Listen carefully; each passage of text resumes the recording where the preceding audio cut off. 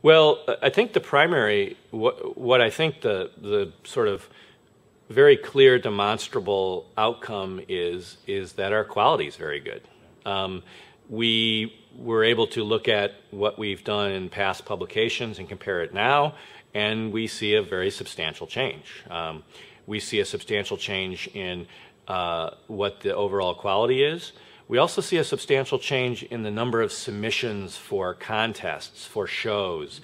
Our biennial has more submissions than it has in the past. So it's creating an energy, if you will, and I think a standard and a sensibility of quality that has been improving. And I would say the basis for that is ongoing engagement, that you get away from the cyclical assignment-based, what I kind of call just the chunk, right? You just kaplunk, and then basically things are dead until the next assignment. And you know, and so I felt coming in that what I really needed to do was change that sensibility. That's a very difficult sensibility to change, by the way. The habit of mind of the assignment and working for grade is incredibly ingrained. And you know, I'll have students who submit 50 photos, and they might even be 50 different things, but in fact, they're the exact same photo.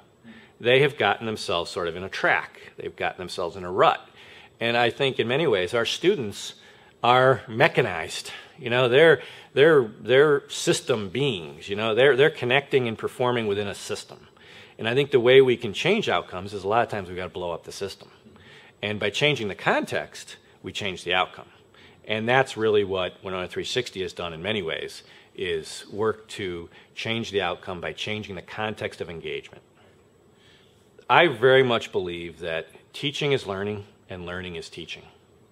I also believe that journalism is teaching and teaching is journalism in a civic context. So then Winona360 allows us to bring all of those together. And that in the case of the student is not only learning for themselves, but they're learning and teaching for others. And so that their pursuit, their academic pursuit, becomes grounded in something other than themselves. That they're working on behalf of a goal, and it's a shared goal. It's a shared goal within the classroom, and it's a shared goal of the community, and it's also, and very importantly, often the shared goal of their subject. That their subject, the connection they make with the subject, the relationship they form with that subject is one of trust. It's one of understanding. It's a relationship building connection that is used then to tell the story that informs a community. So it works on, I think, very, very important levels, and that's really the strength of why we do that on an active basis. And just to add to this, I mean, in many ways, the things we're talking about, there's nothing new about this. But the technology allows us to do it in a way that's much more effective, it's much quicker, it's much easier. You know, there's not any great teaching, there's no great teaching invention on my part. It's just that I've been able to use the technology to make this more possible. When we were limited to you know, in a lab environment, we were limited to a few print editions of a newspaper or magazine. The sheer technological limitations of printing that and distributing that limited what we could do. So the technology allows me to be able to present things in a classroom in a way that creates this sort of ongoing engagement that we just didn't have in a much slower technological situation. Yeah, creating a publication was slow. Now, that had its own value, but the fact that now the technology allows a certain amount of efficiency in that, particularly from a training standpoint, that really helps me to be able to do more ongoing engagement. The great thing about this is that, you know, and I think I can speak for everyone, we want to develop in our students is a native sense of curiosity, that the world is interesting. For a journalist, that's our stock in trade. If the world's not interesting, there's no story. If we can't identify things that are of interest to ourselves and to audiences, there's not much where you can go to. And for students, that's a very difficult beginning. to begin to see the world for its possibilities is something that our students are developing.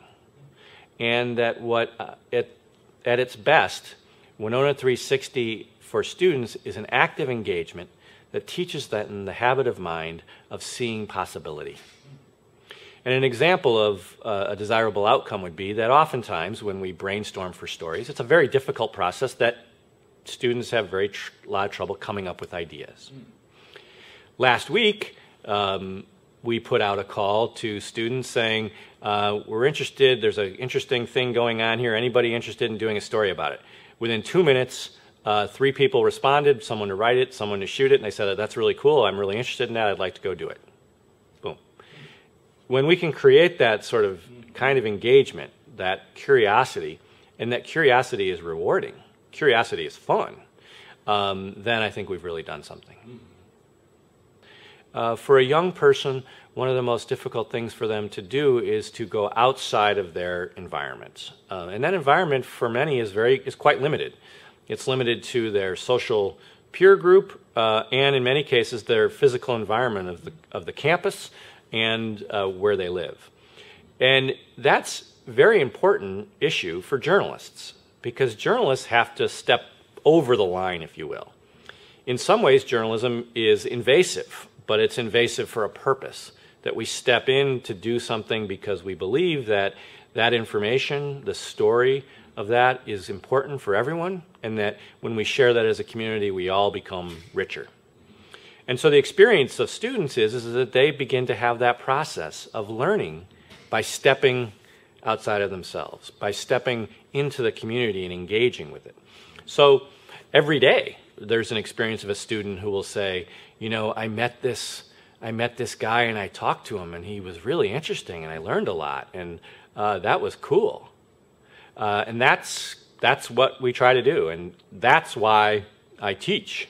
If students are finding out that the world is an interesting and exciting place, that they might be able to contribute by the way they see the world or what they can contribute to that world, then we've done something. Part of the challenge of journalism, it's always been the challenge, but it's been, you know, we've recognized it in a different way as media has changed, is that there's more community story than there are resources. It's always been the case. The model that we called that in the previous model is that we filtered and then published. We determined what was important as editors based on limited resources of reporters and ink and paper and broadcast channels, and we took a subset of that community of information and we published it. Then the model very quickly flipped, and now the model is publish, then filter. So we exist in this environment now of journalists where everything is being published all the time, from the ruminations of a junior high school child to complex discussions of the national budget.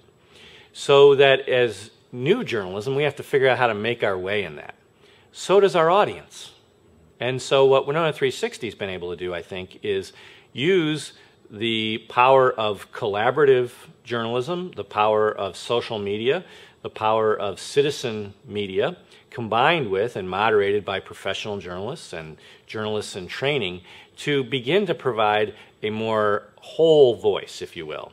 A voice that might be more representative, might be reaching more corners of the community, but also is still done in a way that begins to make sense for the community. And that's where we're really getting a lot of response, is that they're seeing two things at foot. Number one is they're seeing more coverage of the community, and they're seeing that it's done in a way that is moderated for purposes of making sense and building community. And that, we get a lot of feedback on that. That's a daily occurrence. One of the things we've learned from technology is that context matters. And I think, you know, we know that in the classroom as well. The learning environment that we create has a big connection to, or a big relationship to, the kind of outputs we create. And that's true.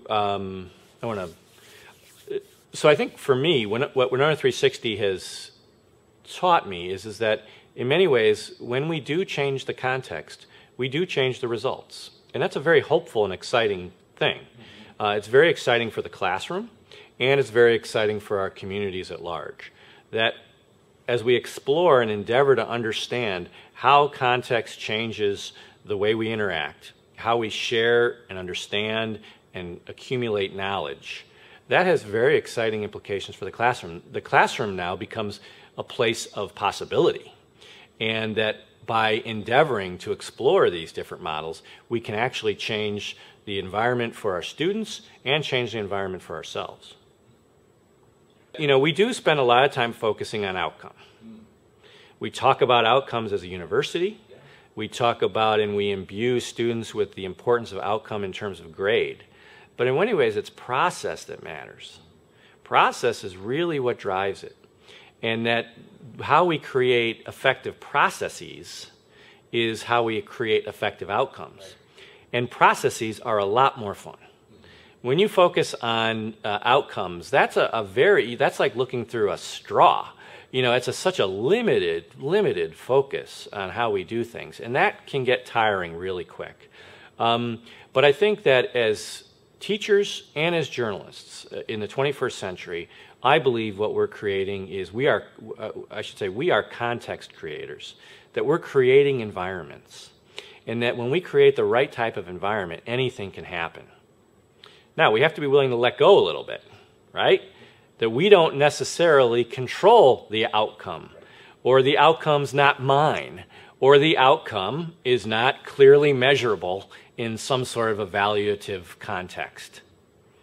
But that we are environment creators, and what makes us valuable and what makes our work exciting is how do we create environments that produce exciting invention, exciting creation, exciting knowledge and new experience. And I think if we focus on that, things are really exciting. Systems affect behavior, and we have to, and this is a journalistic challenge and it's an educational challenge. No great invention was created by sitting around and, and obsessing about the outcome. I would challenge people that if you start with the outcome, you've got a real problem, in that you really need to be able to figure out and how to start and how to engage at the level of process. That's what creativity is. Creativity is looking at a myriad of options and finding unique connections for unique solutions. And I think when we give our students those kind of experiences, and we give those students the ability and the practice for developing that habit of mind, we're creating and we're helping to teach students for the 21st century. We used to teach students for specific technical positions. They were going to be a writing journalist. They were going to be a video editor. And that world doesn't exist anymore. The world of today is the ability to be creative in changing contexts, contexts that change weekly in some cases. And so to the extent that we're teaching habit of mind, that we're teaching long-term engagement, and how we do that, I think then we're really preparing a student who can go anywhere in the 21st century.